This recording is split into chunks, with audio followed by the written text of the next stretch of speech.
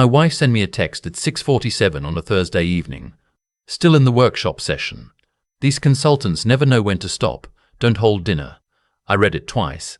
Then I looked up from my phone at the hotel bar where I was sitting, 12 feet from the entrance to the ballroom. I watched my wife walk through that entrance 40 seconds later, laughing at something a man I'd never seen before had just whispered in her ear.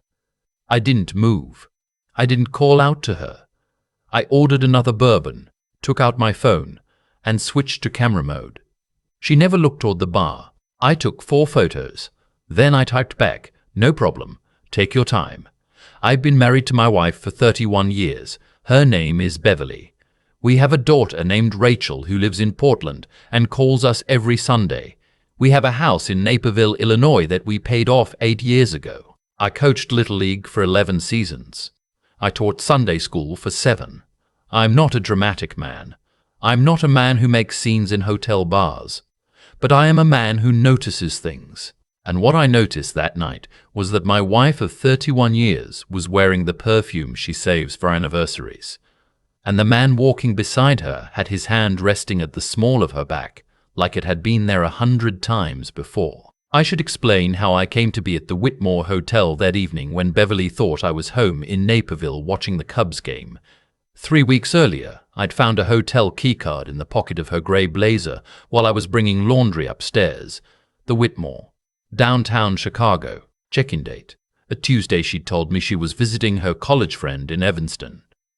I didn't confront her. I'm not sure why. Maybe I wasn't ready to hear the answer yet. Instead, I started paying closer attention to the patterns. The Wednesday evening team dinners that started 6 months ago, the Saturday leadership retreats that left no trace on the corporate calendar she shares with me online, the new habit of keeping her phone face down on every surface in our house. When she mentioned this week's conference, 2 days in Chicago, her company's regional sales summit, I told her I had a plumbing issue at my brother's place and would be around there.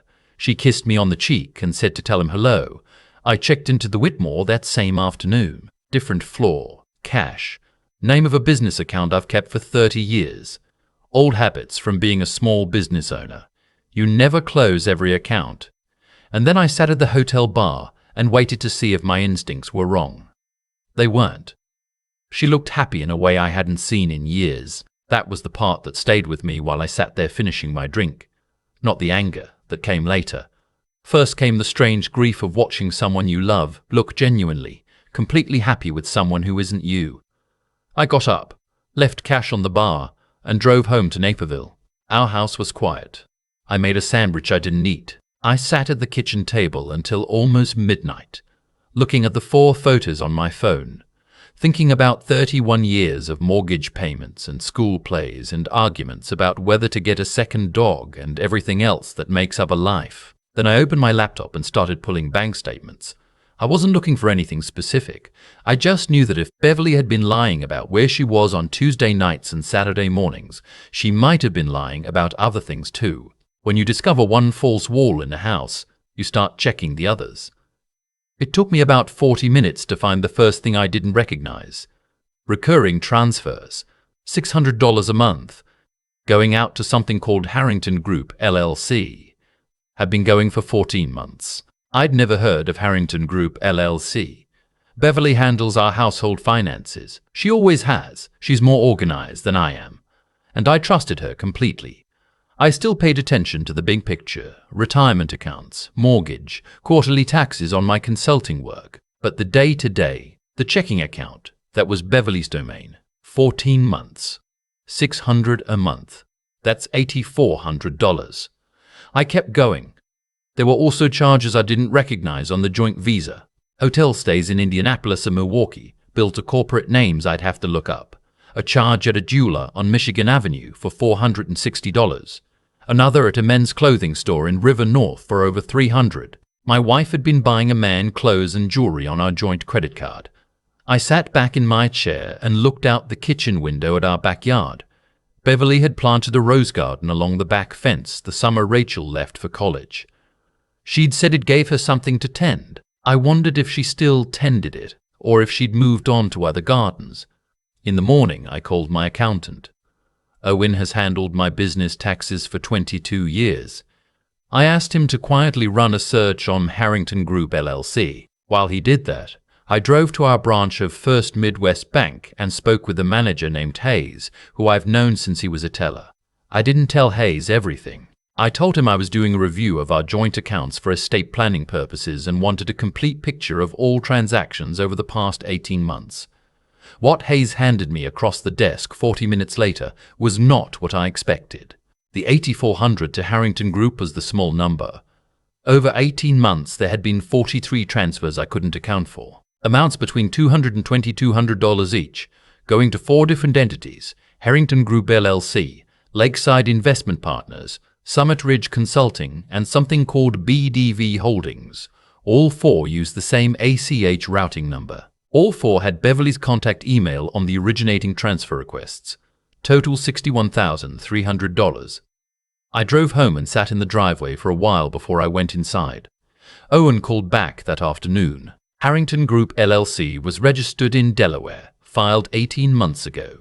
Registered agent, a man named Garrett Slade. Beverly had never mentioned anyone named Garrett Slade. I did what any man with a smartphone and too much time to think does. I looked him up. He wasn't hard to find. LinkedIn profile, professional headshot, described himself as a private equity strategist and business development consultant. Late 40s, well-dressed, the kind of man who looks like he belongs in a hotel bar, in the way that makes certain people trust him immediately. I recognized him. He was the man with his hand on my wife's back. I thought I'd feel more when I saw his face clearly. Mostly what I felt was tired. The kind of tired that settles into your chest and doesn't have anything to do with sleep. Beverly came home from the conference on Friday afternoon, looking relaxed and pleasant. She asked about my brother's plumbing. I told her we'd gotten it sorted. She made pasta for dinner, and we watched television. And she fell asleep on the couch, with her hand resting on my knee the way she has for 20 years. I didn't sleep much that night. On Saturday morning, I told her I was going to play golf with my friend Henry. Henry is a retired fire captain who lives 3 blocks away and has been my cover story for exactly nothing until now. I called him on the way and told him I needed him to be my alibi for the morning if Beverly ever asked. Henry said okay and didn't ask any questions, which is why he's been my friend for 18 years. I spent the morning with my attorney instead. Philip has handled my business contracts for a long time. He's not a divorce attorney, but he knew one. He put me in touch with a woman named Carla Briggs, who had an office downtown and a reputation for being methodical. I told Carla everything: the photos, the hotel keycard, the $61,000, the 4 LLCs, Garrett Slade. She listened without interrupting. When I finished, she leaned forward. "Mr. Calloway," she said, "what you're describing isn't just infidelity. If your wife transferred marital funds to entities she controls without your knowledge or consent and used those funds to benefit a third party, that's financial misconduct that affects asset division in a divorce proceeding. It may also have tax implications depending on how those LLCs filed." "I haven't decided about divorce," I said. "That's fine," she said, "but you should act as if you have. Because if your wife is aware of what you know, she may begin moving assets."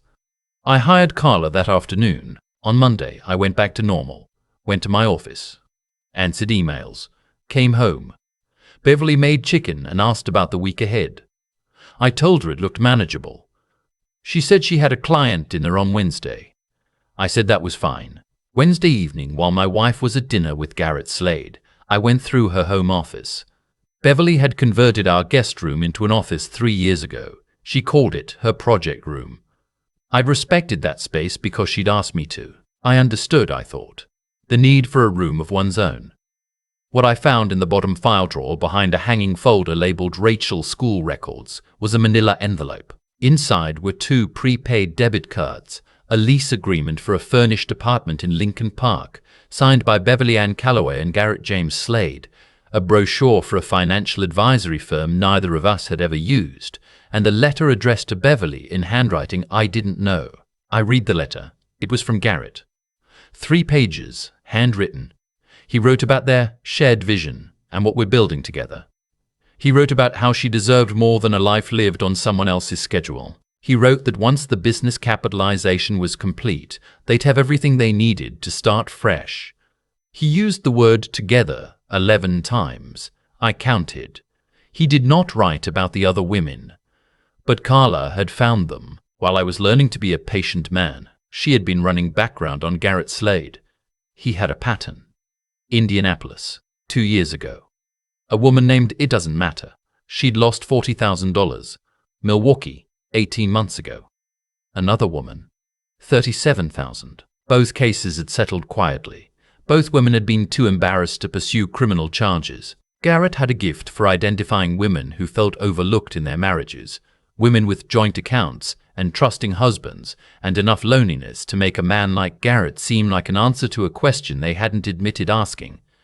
Beverly wasn't building a new life with Garrett Slade. She was the latest line in his business plan. I sat on the edge of the bed in our guest room for a long time after I read that letter. Longer than I should have, probably. Then I made a phone call. The woman from Indianapolis had agreed to speak with Carla. She agreed to meet Beverly. I set it up for a Friday evening. I told Beverly I wanted to have dinner together, somewhere nice to talk. I suggested a place called Alderton's, a restaurant on the river downtown that she'd mentioned wanting to try. She seemed genuinely pleased when I texted her the reservation. I arrived first. Carla sat at the bar. The woman from Indianapolis, I'll call her Susan because that's what she asked me to call her, sat at a table near the back. Beverly arrived at 7:15, and Garrett Slade walked in behind her. I hadn't told her he wasn't welcome. I watched her face when she saw me already seated at our table. Something shifted behind her eyes. Not guilt, exactly. More like recalibration. I invited Garrett, she said when she sat down. I thought it might be a good time for you two to finally meet properly, since you've been so curious. She knew I'd been looking, maybe not how much I'd found. But she knew something. Garrett shook my hand with the comfortable warmth of a man who'd done it 1,000 times. Harold, he said, Beverly talks about you all the time. Does she? I said. Beverly talks about you all the time. Does she? I said. We sat. Beverly ordered wine. Garrett ordered scotch. I ordered water and watched them the way I used to watch Little League kids when I needed to know which ones had been coached on what to say. Beverly told me you had some concerns about the investment partnership, Garrett said after a few minutes. Smooth. Practiced. Framing my existence in this conversation as a concern to be managed. I do, I said, but I thought we should wait before we get into that. Wait for what? I nodded toward the back of the restaurant. Susan was standing up. Garrett saw her at the same moment Beverly did. Beverly had no reaction. She didn't know Susan. But Garrett's hand tightened around his scotch glass, and that was all I needed to see. Garrett, Susan said when she reached the table. Her voice was steady in a way I suspected it had cost her to make steady. I wasn't sure I'd recognize you, but you look exactly the same. I don't know who you are, Garrett said. I know you don't. That's how this works, isn't it? She looked at Beverly. I'm sorry to interrupt your evening. I need to borrow about 10 minutes of your time. Beverly looked at me. I looked back at her. Please sit down, I said to Susan. What followed was the quietest, most devastating 10 minutes I've ever witnessed at a dinner table. Susan didn't raise her voice once. She simply told her story. The consulting pitch. The shared vision. The romance that felt like being seen for the first time in years. The gradual transfer of funds to business accounts she'd believed were building something real. The morning she tried to log into those accounts and found them emptied. $41,000. Gone. Garrett, unreachable. The attorney she couldn't quite afford.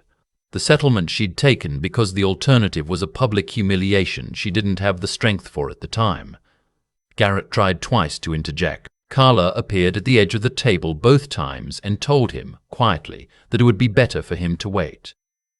When Susan finished, Beverly hadn't moved. She was staring at Garrett with an expression I recognized from the one time in our marriage I'd ever truly let her down. The summer Rachel was 8, a decision I made about my business that cost us a year of savings. She had looked at me then with a terrible, still kind of grief. She was looking at Garrett that way now. "The business accounts," Beverly said to him. Her voice was very quiet. "Harrington Group. Lakeside, the others. How much is actually in them?" Garrett said nothing. "How much is actually in them?" Garrett said nothing. "How much is left?" He straightened his jacket. "Beverly, these women don't understand how investment timelines work. This is exactly what I warned you about. Outside interference from people who— How much is left, Garrett?" The question landed in the silence of the table like a stone in still water. He picked up his scotch. "There have been some liquidity challenges. The Chicago real estate market has been—" Beverly set down her wine glass. "Carefully. The way you set something down when you're working very hard not to throw it. I put $61,000 into those accounts," she said. "I told Harold it was a household expense. I told Rachel I was building something for our future. I told myself." She stopped. "I want to know what's left." "Approximately 9,000, Garrett said. "And then, because he was who he was, but the position can be recovered if—" "Get out," Beverly said. "Beverly, get out of this restaurant." Carla stepped forward. She handed Garrett a document. "Mr. Dempen, Slade, my client's wife has authorized me to inform you that this firm is initiating a civil action for the recovery of transferred marital funds. Additionally, we have been in contact with the Indianapolis and Milwaukee attorneys representing your former associates. Coordination of claims is ongoing." She smiled pleasantly. "Enjoy your evening." Garrett left. He didn't look back. The three of us sat in the quiet of Alderton's for a moment, Beverly, Susan, and me. Susan stood up first. "Mrs. Calloway," she said, "I'm genuinely sorry, not for being here tonight, but for the part I understand, now that I'm on the other side of it." After she left, Beverly and I sat alone at the table. The waiter came by. We ordered. It seemed like the thing to do. "How long have you known?"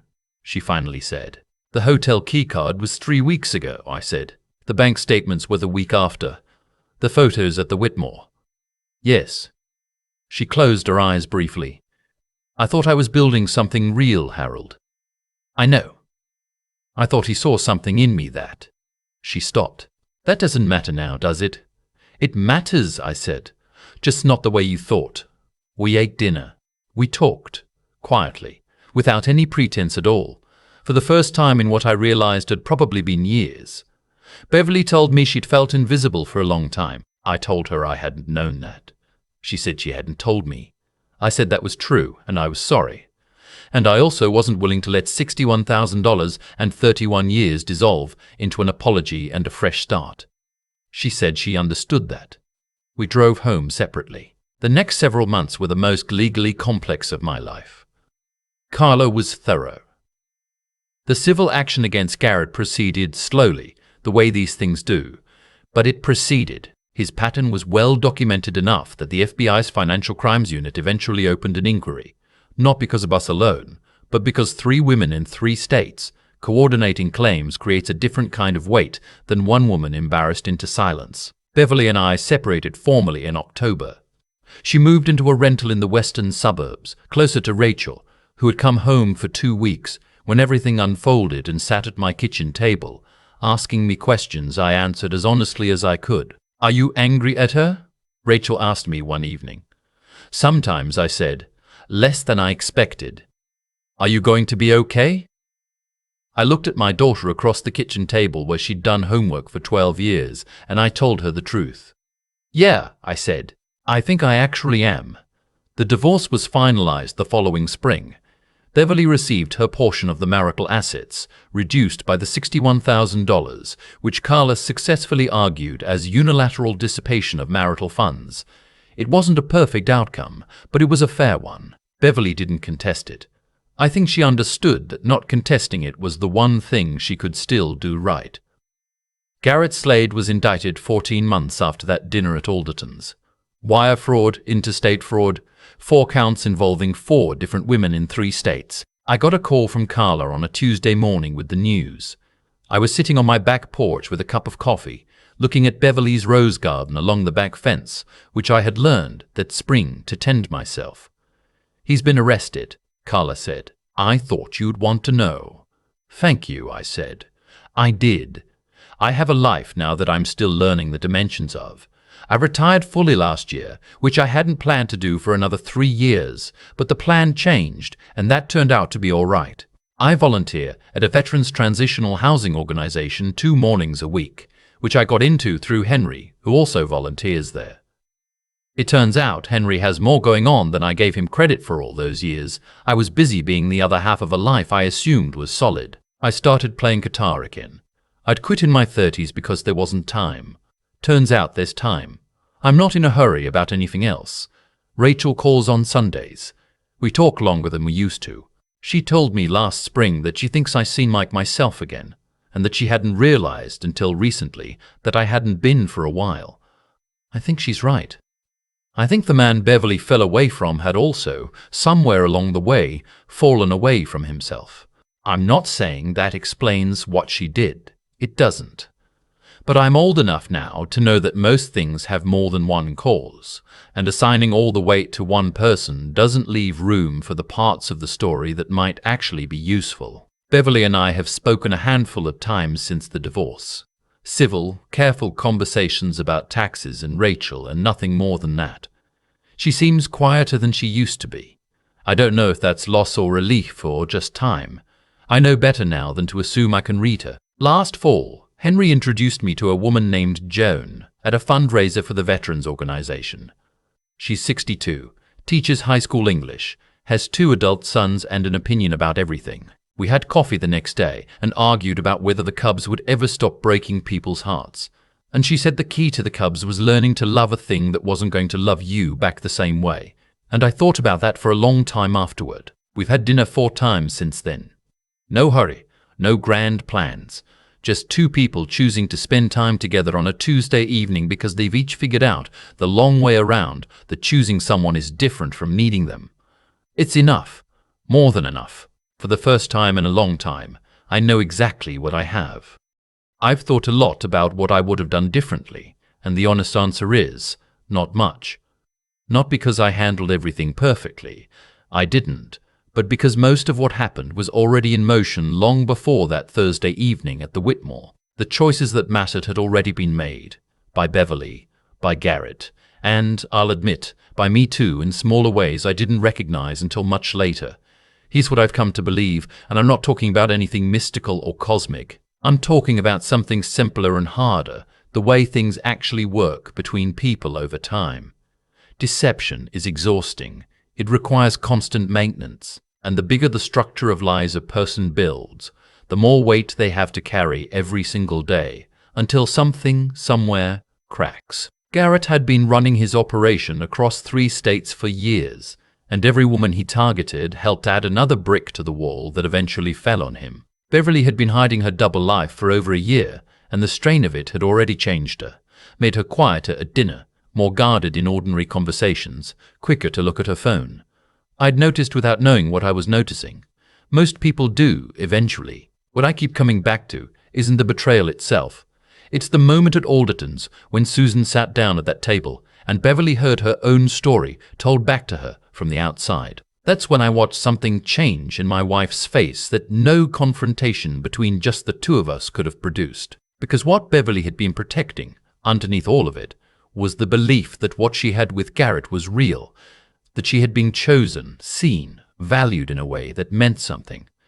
Susan dismantled that in about 10 minutes, not with anger, but with facts, and there's nothing harder to argue with than a woman who simply tells the truth about what happened to her.